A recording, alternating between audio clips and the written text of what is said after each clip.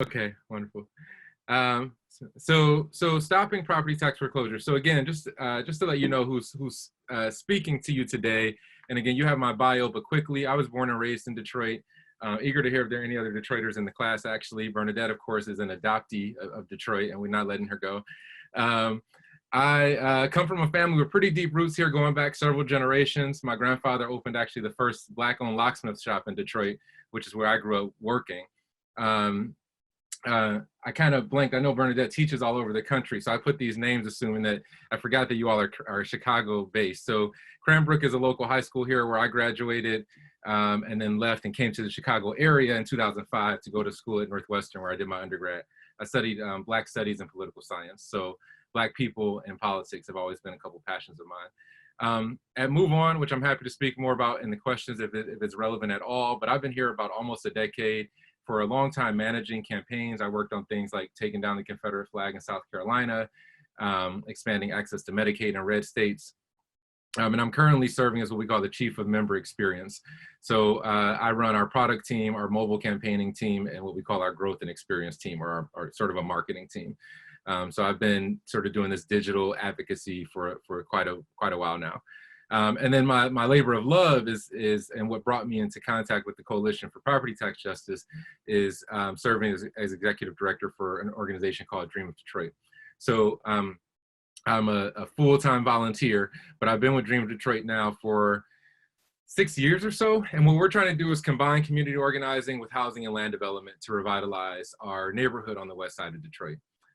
We're in an area that was particularly hard hit by both the mortgage foreclosure crisis and then the property tax foreclosure crisis. We're in an area that had already seen massive commercial disinvestment. And so as different parts of the city began to be charted for reinvestment, our area was conspicuously absent. We're in an area where it was bad enough that the city of Detroit was taking hardest hit funds that in other cities were being used for new development and taking those monies and using them for demolitions.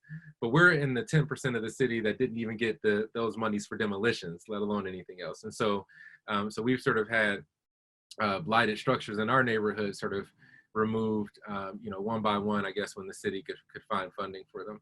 So our work, as I mentioned, combining organizing and development. We say that we typically work in housing development, economic development, and community organizing. On the housing side, we've rehabbed 11 homes so far. We have numbers 12 and 13 in the pipeline right now, and we're working on a plan for our next 12 to 15 properties, God willing. And we do hope that one day we can scale this work and move into hundreds of affordable units on our way to building a truly mixed income community on this side of town. We hope that one day we're actually doing infill housing in addition to the rehabs that we've been doing over the last 6 years or so. On the economic development side, we had to say that this area, the revitalization or the comeback of this area would be incomplete if we don't have corridors where people can shop, where they can interact with each other and socialize, where they can find jobs. And so there's particularly a 1 mile stretch in our impact turf, which used to be lined with businesses, which no longer is. And so we've done things like host an entrepreneurship training course, like host a street fair that brings thousands of people out to that strip, that corridor, to get them to imagine what this would look like if it were lively and thriving again.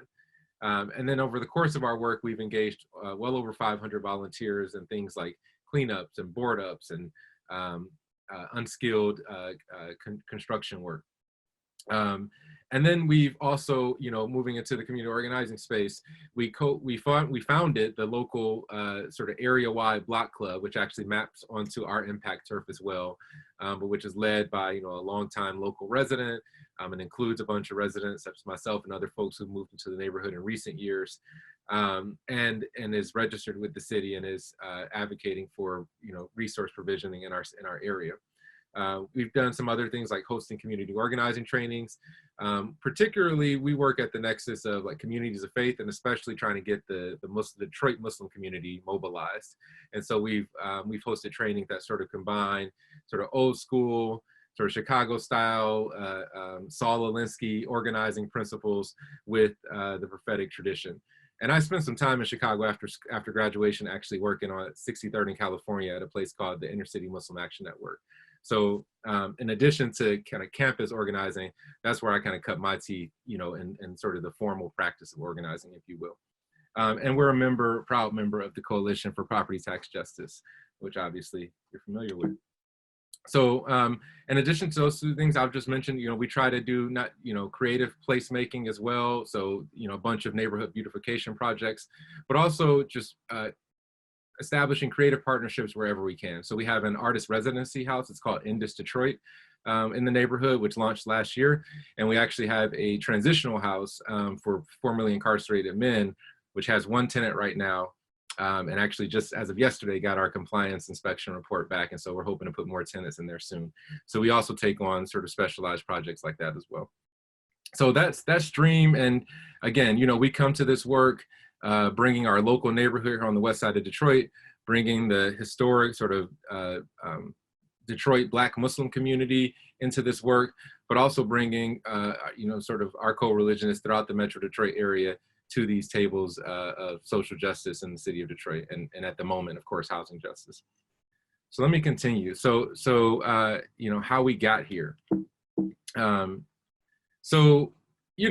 you all are exploring all this, and as I looked over the wonderful syllabus for the workshop. So I won't harp on some of these early slides, but the fact is, obviously, when you evaluate practically anything in America, you have to look at it through a race lens, right? And particularly this quote from Herb Boyd, who wrote a great book called Black Detroit, A People's History of Self-Determination. He says that Detroit, with its Black majority, could be a test case for many aspects of social, political, and economic control of municipalities, right? And we see that in Professor Tuahene's article, where Detroit is sort of the launching pad for her hypothesis.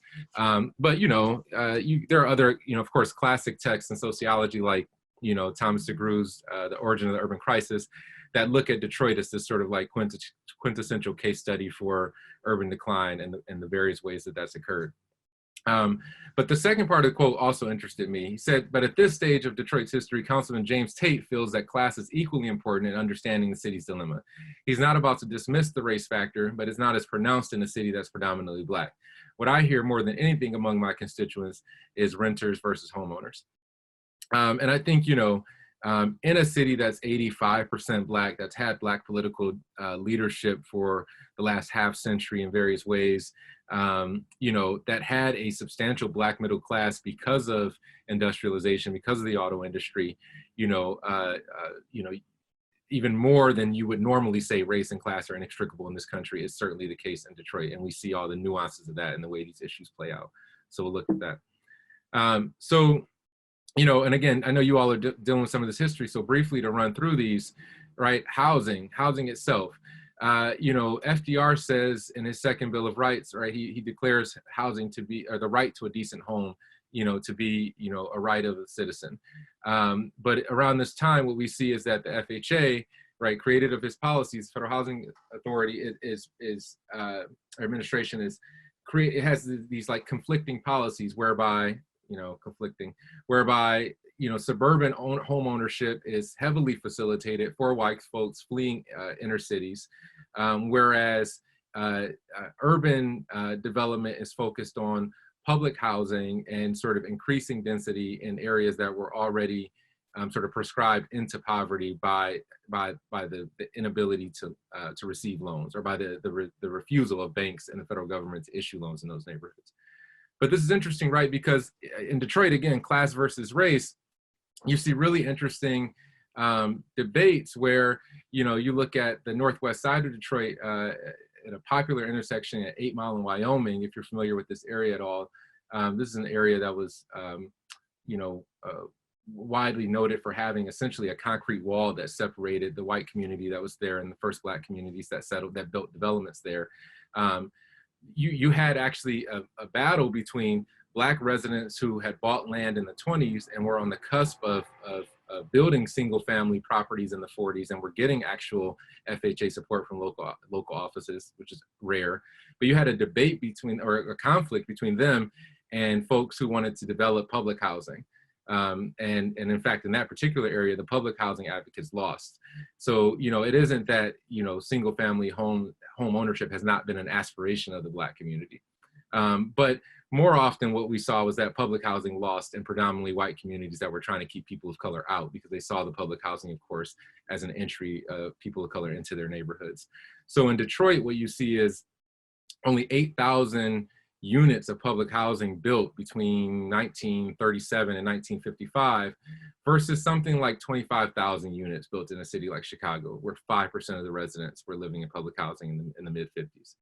And what sort of puts the cap on Detroit's sort of failed public housing experiment and sort of exacerbating of the white flight from Detroit is when mayoral candidate George Edwards loses his election in 1949 to Albert Cobo.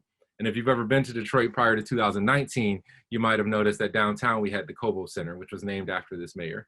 Cobo was a notoriously racist mayor who was a big part of the bulldozing of Black Bottom and other Detroit historic Black Detroit neighborhoods to put in interstate highways. And he was a fierce opponent of housing integration, and he was a Republican. He was the city treasurer, but he was a Republican who won the election for mayor, essentially because the UAW-backed candidate George Edwards was a fierce proponent for public housing, in particular, and for integrating white communities with using public housing. And so, you know, in the aftermath of the election, and this was the last election that the United Auto Workers invested heavily in Detroit, in the aftermath, as the organizers were talking to members about how did George Edwards lose, you know, what became clear to them is that the rank and file, and of course we see this in modern labor movements, but the rank and file absolutely wanted to protect the whiteness of their neighborhoods. And there's a quote from the organizer where he basically says that George was beaten by the housing program. George lost because he wanted public housing. He wanted more equitable housing in the city of Detroit. So those are just some facts about the city. So I'm going to pivot into property tax foreclosures, but it's worth just noting these facts about mortgage foreclosures, you know, which you know, preempt the property tax foreclosure crisis, or really, I mean, they're a large driver of it, you know, which Professor Atuahene talks about with some of the sort of the cyclical nature of the property tax foreclosure auction. So when we look at the city of Detroit, you know, and this was 65,000 mortgage foreclosures from 2005 to 2008, basically. And so, you know, we talk about 68% of all the city mortgages in the city of Detroit in 2005, compared to 27% statewide and 24% nationwide were subprime. Okay, and so 8 out of the top 20 census tracts for subprime lending in the country were in Detroit in the mid 2000s. And in 2007, we had 5 times the national average of our households entering foreclosure. So, you know, these are facts worth noting because, again, you know, we'll talk about specifically the ways, you know, and I love the term predatory cities, but we'll talk about the way the city and the county responded. But so much of what we see with our housing, the tipping point was in the mid 2000s with the Great Recession. And then again, we see these properties being recycled into property tax foreclosure. I listed a few of the companies that had some of the worst numbers in terms of mortgage foreclosures that then became blighted properties. You know, and then the fact that, you know, when we look at our city, there was practically no rebounding in lending for a decade. And when we started to see lending rates that looked something like pre-recession levels, what we saw was that white folks were receiving a vastly disproportionate amount of those loans and of the total monies, despite being still sort of a sliver of the population in the city. So that takes us to the topic that's more at hand, which is the fact that you know, our local and state government not only failed us, they victimized us in a lot of ways. And, you know, what I love about the Predatory Cities article is that, and frankly, all of the work that Professor Atuahene has done in Detroit, is that it's, you know, it's very much heavy on the nuances of the situation. And what I love about the definition of predatory cities versus predatory states is that the funds, you know, are essentially going into the public coffers to prop up the county governments. This isn't, you know, a transfer of public wealth to private hands necessarily. You know, it's a transfer of private wealth to the public, but in a really sort of perverted way that, you know, it makes us all uneasy. And there are other nuances, right? She talks about the assessor's office and the fact that, you know, there was a quote toward the end of the article where I think you say something about, inequality driving and creating an evil system or something to that effect, right? And so it was the lack of resources that the assessor's office had that exacerbated a lot of the problems. So, so the problem, you know, basically put is that the city and county are illegally taking thousands of homes every year, and you know, targeting the poorest and oldest Detroiters. Again, there's a lot of nuance here, but you know, when you're trying to frame a problem, you know, for organizing's sake, you want it to be framed as sharply as possible. And you know, targeting is a strong word to use, but when the data has been made clear to everyone, when the stakeholders involved, from the mayor to the assessors to the county treasurer, when everyone has acknowledged the problem, and when yet no one is willing to take the extraordinary steps necessary to fix them, then you know, you start to feel a little less, you start to feel like the word targeting might actually be fair, right? So when we look at the city, looking at last year's auction, we had almost 3,000 properties in the auction, which is of course vastly down from its height in the mid 2010s or early 2010s, but still significantly spread all across the city. So you know, over 200 in every single district in the city, and we see the two most foreclosed on districts in the 2019 auction being to the far west side of the city and the far east side of the city. And these charts are some that we use when just trying to chart out how we could apply pressure to particular elected officials who might have a stake in stopping the foreclosure auction, or particularly stopping, you know, homes from their district that are owner occupied and that are undervalued from entering to the foreclosure auction. So, you know, the solution, which we've named, is fairly straightforward, which is to basically stop the property tax foreclosures in Detroit until the city gets its assessments right. That's the broadest way of putting it, and because we know that the assessments are wrong across the board, you know, we feel like that's a fair request to make.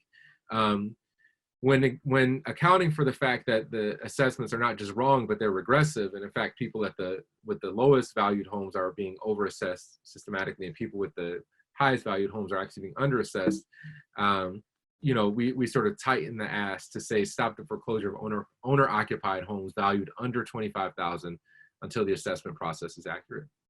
And that number, you know, comes from Professor Tuahene's research and Professor Chris Berry's research.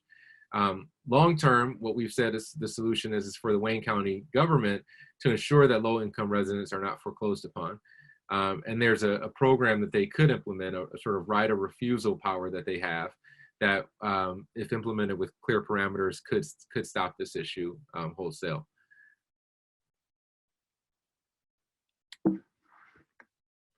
So when we talk about this particular issue, I believe I'm the last of the three goals to present to the class. So when we talk about this particular issue, and you all have seen the targets, each issue sort of has its own target. Our target is Wayne County Treasurer Eric Sabri.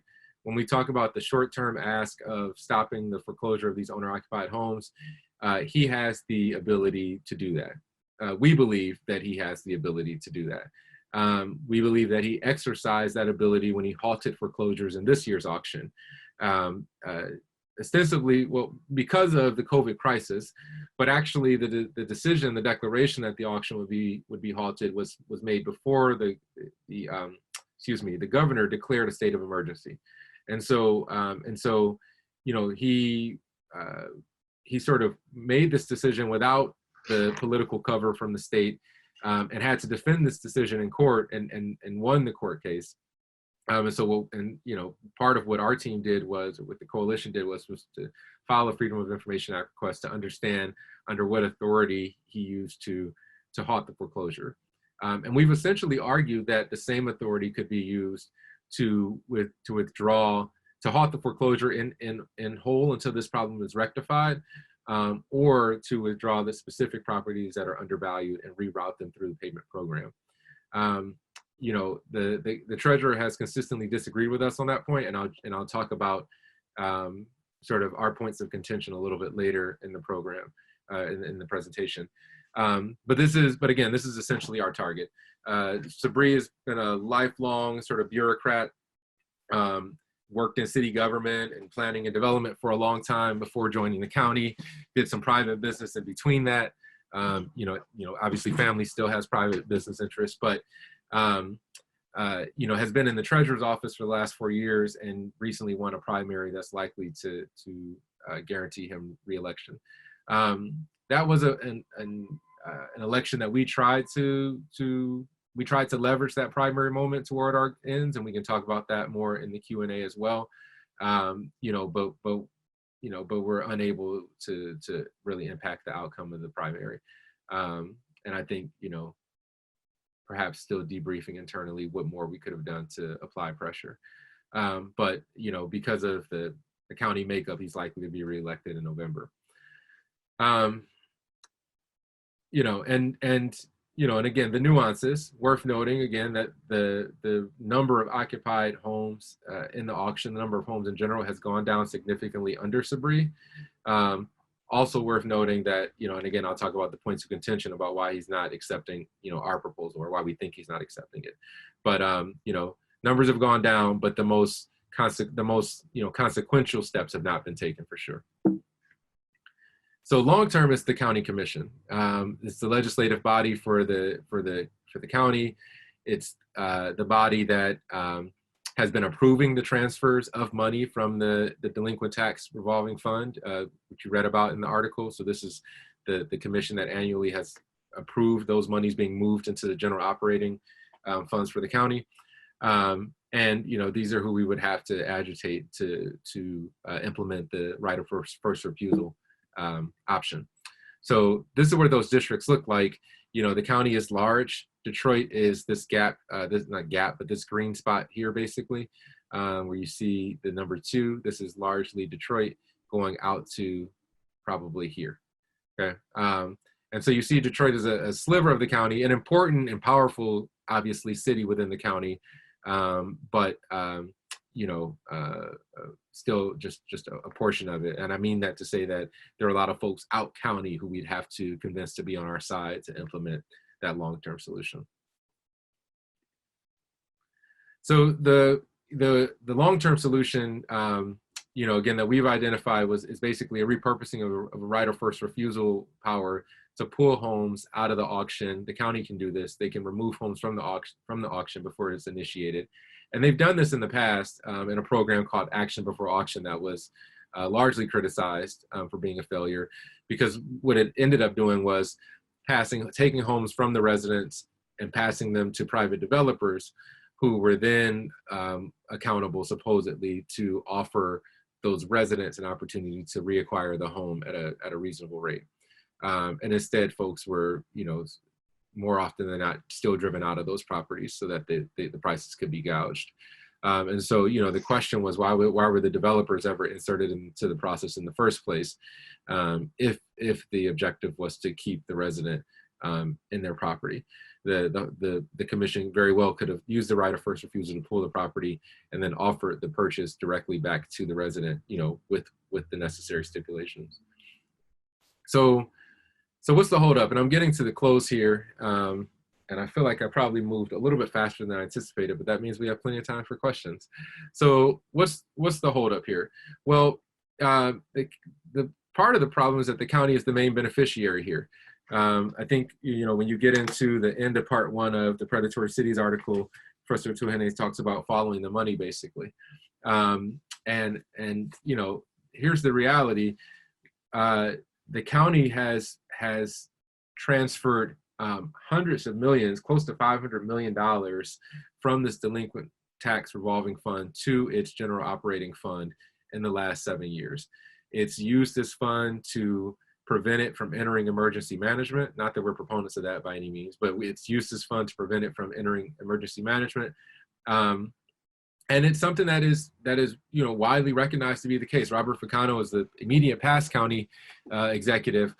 I think he's quoted in the article as well, but he said foreclosing on people's homes shouldn't be a policy to sustain yourself. That's essentially what the county has made this, to avoid entering financial management and to leave oversight early. They used funds and projections of funds from property tax foreclosures to keep the county solvent.